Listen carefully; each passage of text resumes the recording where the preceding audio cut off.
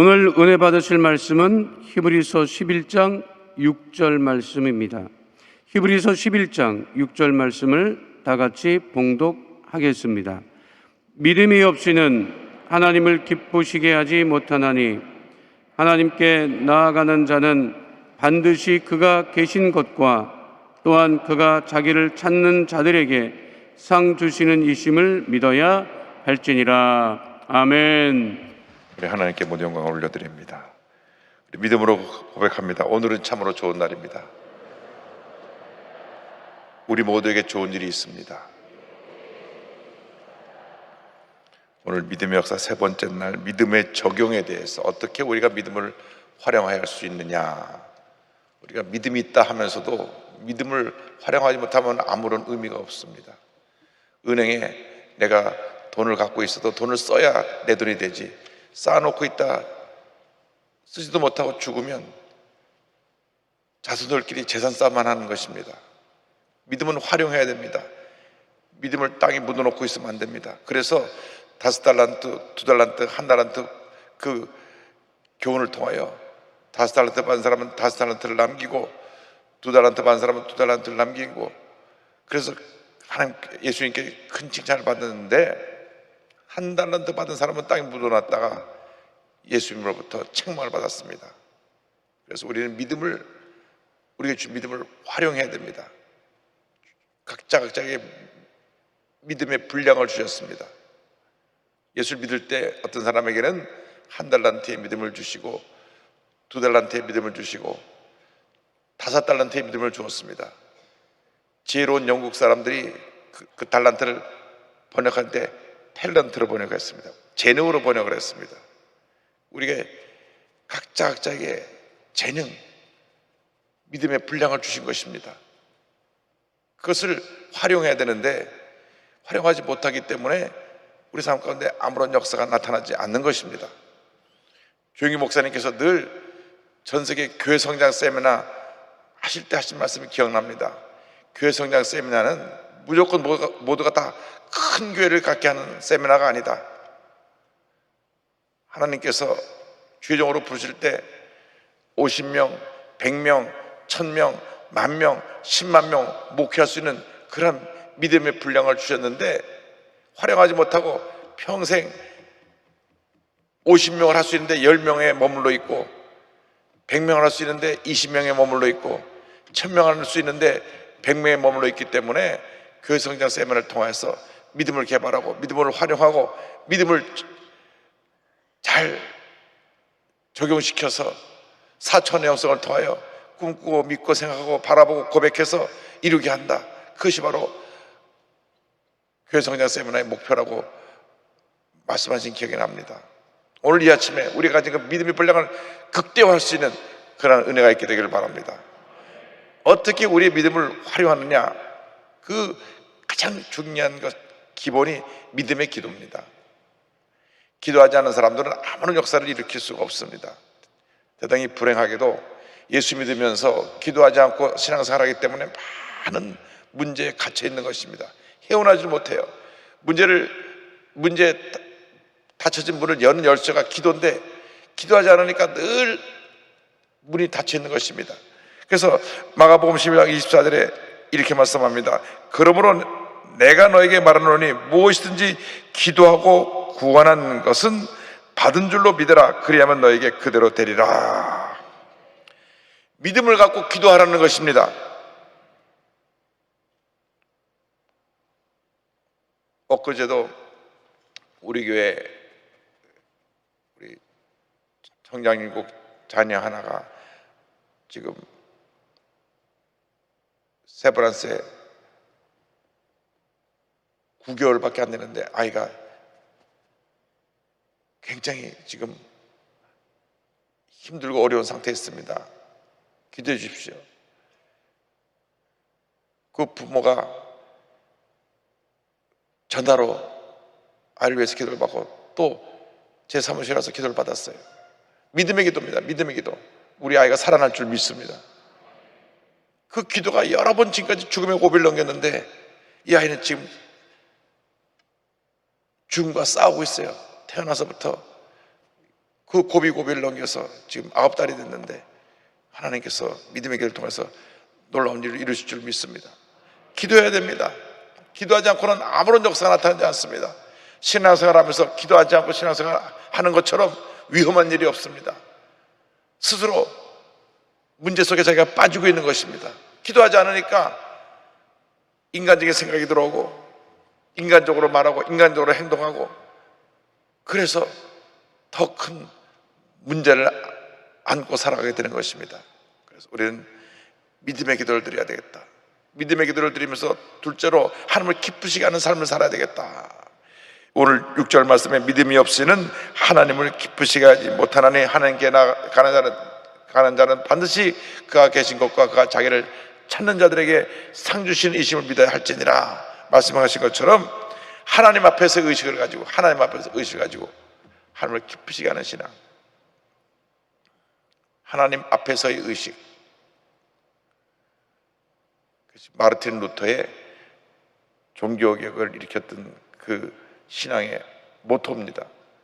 오직 믿음으로 고백할 수 있게 된 것은 하나님 앞에서 그는 캐톨릭의 그 말할 수 없는 위협과 박해 두려워하지 아니하고, 일개 신부가 왕까지도 마음을 먹으면 바꿀 수 있는 교황과 그 캐톨릭 권세에 딱 당당히 대적한 것입니다. 그건 상상을 초월할 수 없습니다. 어떻게 캐톨릭이 정치, 종교 모든 걸 다 통치하고 있던 그때에 그 1000년 이상을 캐톨릭이 온 유럽과 세계를 지배하고 있는 그때에 마르틴 루터라고 하는 일개 신부가 당당히 맞서서 95개 주 항목을 딱 비텐베르그 성당에서 놓고 종교개혁을 일으키게 됐느냐? 그것은 하나님 앞에서의 의식을 갖고 살았다. 코람데오, 하나님 앞에서 의식을 가지고 내 늘 하나님이 나를 어떻게 보실까? 나의 말과 나의 행동과 나의 삶을 주님 어떻게 보실까? 내 신앙 양심에 절대로 신앙의 모든 것을 돈으로 사고 팔 수가 없다. 테젤이라고 하는 수도승이 성 베드로 성당을 증축하기 위해서 돈을 모금할 때 헌금을 많이 하면 당시 부모가 지금 연옥에 가 있는 사람을 천국으로 보낼 수 있다. 돈으로 그 죄사함을 받는 권세를 파는 겁니다. 돈을 받고 파는 거예요. 그래서 이건 아니다. 당당히 맞서서 캐톨릭의 세력을, 잘못된 것을 무너뜨리고 종교개혁을 일으켜서 지금 오늘날 우리 프로테스탄트, 개신교, 기독교가 온 세계에 모든 나라에 하나님의 뜻을 이루고 있는 것입니다. 그러므로 우리는 하나님을 기쁘시게 하는 삶을 살아야 된다. 할렐루야. 그리고 이 하나님을 기쁘시게 하는 삶을 살아가는 삶의 과정 속에서 우리가 매일 훈련해야 되는 것이 믿음의 고백입니다. 믿음의 고백. 예수님께서 믿음의 고백을 굉장히 강조하신 부분이 나옵니다. 그 아이가 요즘 말하면 간질에 걸려서 불에도 넘어지고 물에도 넘어지고, 예수님이 변화산에서 내려오셨을 때 달려와서 당신의 제자들이 우리 아이를 못 고치는데 하실 수만 있으면 좀 고쳐주세요. 그때 주님이 정색을 하시고 하신 말씀, 마가복음 9장 23절입니다. 예수께서 이르시되 할 수 있거든이 무슨 말이냐? 믿는 자에게는 능히 하지 못할 일이 없느니라 하시니라. 믿는 자에게 능치 못함이 없다. 할 수 있거든이 무슨 말이냐? 하실 수 있으면, 그러니까 당장 그 아버지가 깨달았습니다. 어이구, 저 믿음 없음을 용서하여 주옵소서. 우리 아들을 고쳐 주옵소서. 예수님이 그 귀신 들리는 아이를 즉시 고쳐 주신 것입니다. 믿음의 고백이 기적을 창조하는 것입니다. 우리 대한민국이 5천 년 동안 너무나 많은 강대국의 침략과 고난의 시간을 지나가서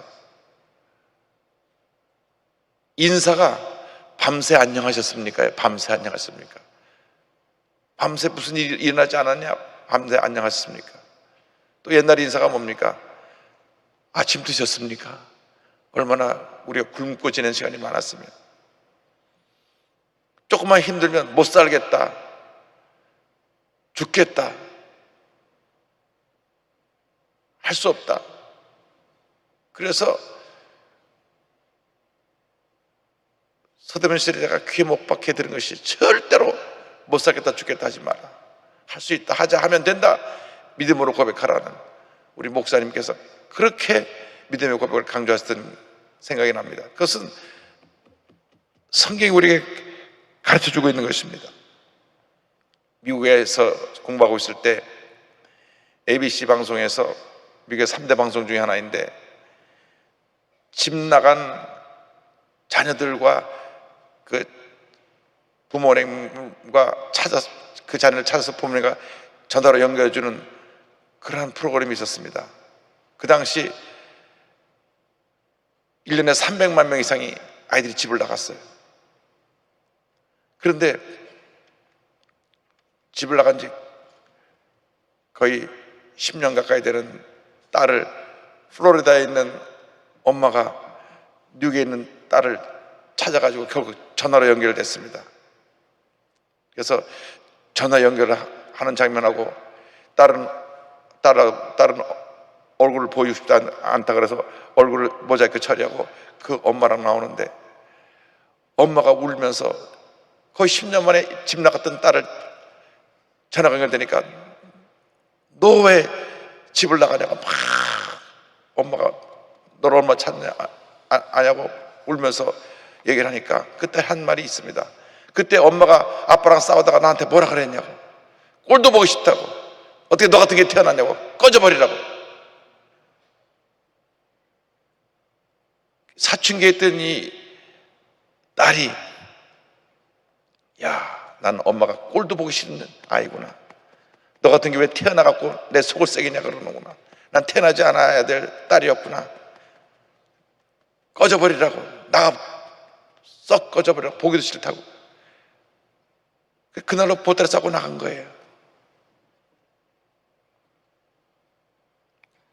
부부싸움을 하는데 딸이 와서 뭘 얘기를 하니까 그 딸이 아빠를 닮았거든요. 그 순간 그냥 화를 딸한테 다 풀어버렸습니다. 꼴도 보기 싫다고, 너 같은 게 왜 태어나고 날 괴롭히냐고, 나가버리라고. 화나서 소리를 질렀지만 그 아이의 마음속에 다 그 말이 꽂혀가지고, 야, 난 태어나지 않아야 될 잘못 태어난 딸이구나, 엄마가 나를 보고 그렇게 자주 화를 내고 한 이유가 바로 그거구나, 태어나지 않아야 될 나가 태어났으니까 나보러 나가버리라 그랬으니 그래, 어머니 소원대로 나가드릴게요. 그날로 짐 싸고 집 나가가지고 고등학교 중퇴하고 이것저것 돌아다니면서 아르바이트하고 유흥업소 다니고, 그래서 뉴욕까지 와갖고 힘들게 살아가고 있는 그 모습을 보면서 엄마가 막 울면서 얘기합니다. 그때 내가 화가 나서 소리 질렀던 거지 내가 진심이 아니었다고. 이미 물은 엎질러진 거예요. 진실이 아니라 그래도 자기가 입에서 다 쏟아낸 말이 그냥 딸이 그대로 다 받아들였어요. 사춘기에 예민한 그 딸한테 꼴도 보기 싫다, 너 같은 게 왜 태어나서 날 괴롭히냐고, 나가버리라고. 지울 수 없는 상처를 주었어요. 10년을 떠돌아다니면서 엄마에 대한 원망, 불평, 섭섭함, 증오심이 가득 찼더라고요. 그 딸이 10년 만에 엄마랑 통화한데도 엄마는 울고 막 딸 전화가 통화하니까 너무 좋아서 그런데 딸은 냉랭합니다. 내가 곰곰이 생각해 보니까 내가 자라면서 엄마가 늘 나를 야단치고 나를 무시하고 화만 나면 소리 지르고 하는 것이 다 내가 태어나지 않아야 될 딸이 태어나서 이렇게 된 거라고. 그 마음을 10년 동안 굳어져서 변하지 않고 있는 것을 보았습니다. 여러분, 말이 사람을 살리고 죽입니다. 여러분의 자녀가 좀 때때로 삐뚤어 나가고 반항하고 되더라도 넌 하나님의 사랑받는 딸이다, 넌 하나님의 사랑받는 아들이다, 하나님이 너를 복주셔서 너는 장차 큰 인물이 될 것이다. 할렐루야. 믿음으로 고백하시길 바랍니다. 바디메오가요, 예수님 앞에 나왔을 때 누가복음 18장 41절 43절 보니까 내게 무엇하여 주기를 원하느냐 이르되 주여 보기를 원하나이다. 분명하게 내가 보기 원합니다. 예수께서 그에게 이르시되 보라 내 믿음이 너를 구원하느라 하심에 곧 보게 되어 하나님께 영광을 돌리며 예수를 따르니 백성이 다 이를 보고 하나님을 찬양하니라. 긍정적인 고백입니다. 네, 보기 원합니다. 내 믿음대로 될지어다. 눈을 떠라가 아니라 내 믿음대로 될지어다. 눈이 떠진 겁니다. 옛날에 서대문에 있을 때 거의 매달 부흥회를 했습니다. 한국의 유명한 부흥사는 다 와서 부흥회를 열었습니다. 강다리 목사님, 신현균 목사님, 이만신 목사님, 약간 우리 조영기 목사님과 갖고 오신 한국의 유명한 부흥사들은 다 다녀갔습니다. 근데 어느 부흥사님이 그런 얘기를 하시더라고요. 왜 한국이 이나마 그래도 잿더미에서 일어나서 잘 살게 됐느냐? 6.25 직후에 너무 가난하고 힘들고 어려운데 아이들은 밤낮 코를 질질 흘리고 있어요. 코를 질질. 그런데 그 부모가 꼭 하는 말은 코를 풀면서 흥해라 흥해라 흥해라. 그러니까 애들이 들으면서 내가 흥해야 되겠구나. 그래가지고 우리나라가 흥하게 됐다. 그래서 제가 그 말 듣고 웃었는데 지금도 기억이 납니다. 흥해라 흥해라. 그래서 코 나온 애들만 보면 흥해라 내가 속으로. 그만큼 우리의 입술의 고백이 중요하다고 하는 겁니다. 잘 되라 그래야죠. 왜 너 같은 게 태어났느냐, 꼴도 보기 싫다, 이렇게 되니까 그 삶에 문제가 많은 것입니다. 그래서 절대로 우리의 있는 사람의 입에서는 긍정적인 얘기만 해야지 남을 파괴하고 남을 낙심케 하고 상처 주는 얘기를 하면 안 됩니다. 오늘 분명히 말씀드리는 데 것은 죄입니다. 죄예요. 말로써 남에게 상처를 주고 믿음 생활을 방해하는 것은 하나님 앞에서 죄 짓는다는 것을 아시고, 우리가 철저히 긍정적인 고백으로 우리 재직들은 우리 믿음의 본을 보여야 됩니다. 우리 한국이 지금 막 이 SNS를 통해서 막 대권 주자들 막 물고 뜯고 막 끌어내리는데 이런 풍토가 없어야 됩니다. 미국에는 그런 개인적인 공격 안 합니다. 저 사람이 과연 나라를 잘 다스릴 수 있냐 다스릴 수 없느냐 이런 얘기를 하죠. 미국 청문회를 제가 여러 번 봤어도 단 한 번도 뭐 개인 문제, 가족 문제 갖고 얘기한 적이 없어요. 그것은 청문회 전에 FBI가 다 자료를 조사해서 다 의원들한테 보내고, 그날은 능력, 그들이 갖고 있는 비전, 꿈 이런 거 검증하는 겁니다. 그래서 제가 여러 번 정치하는 영향의 여러분들에 그런 얘기를 합니다. 청문회를 좀 바꾸세요. 우리나라 청문회가 잘못됐습니다. 실력을 검증해야지 그 사생활을 검증하면 됩니까? 사생활은 사전에 다 이 경찰이나 검찰에서 준비해가고 주고 큰 하자가 없으면 실력 검증을 합시다. 일주일 내내 개인적인 문제하고 물고 뜯다가 인증도 되지 아니하고 또 인증되지 않아도 또 그냥 또 임명을 받아요. 미국에서는 인증이 안 되면 임명이 안 됩니다. 아무리 그 사람이 뭐 능력이 많고 뭐자 해도 상원의원에서 부적격하면 그날로 후보에서 탈락하는 거예요. 다른 사람 또 올려야 돼요. 그러니까 대통령이 그 상원에다 늘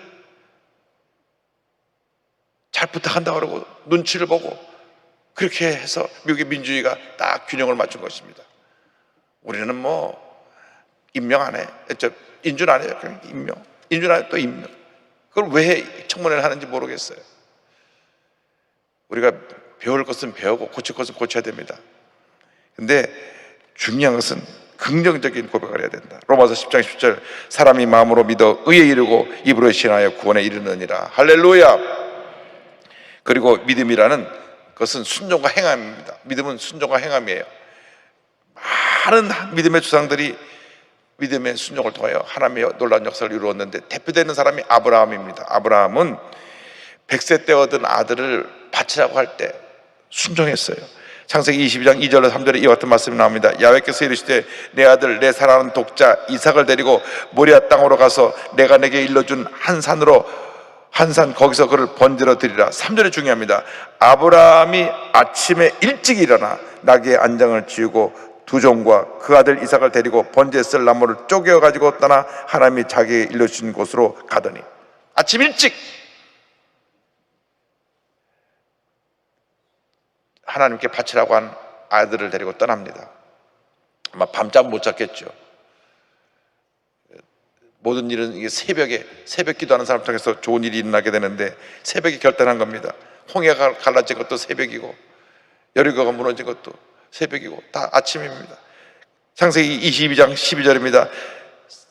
모리아에 있는 한 산에 올라서 칼을 들었을 때 사자가 이르시되 그 아이에게 내 손을 대지 말라, 그에게 아무 일도 하지 말라, 내가 내 아들 내 독자까지도 내게 아끼지 아니하였으니, 그 다음 보세요. 내가 이제야 내가 하나님을 경외하는 줄을 아노라. 그때 합격한 것입니다. 이제야.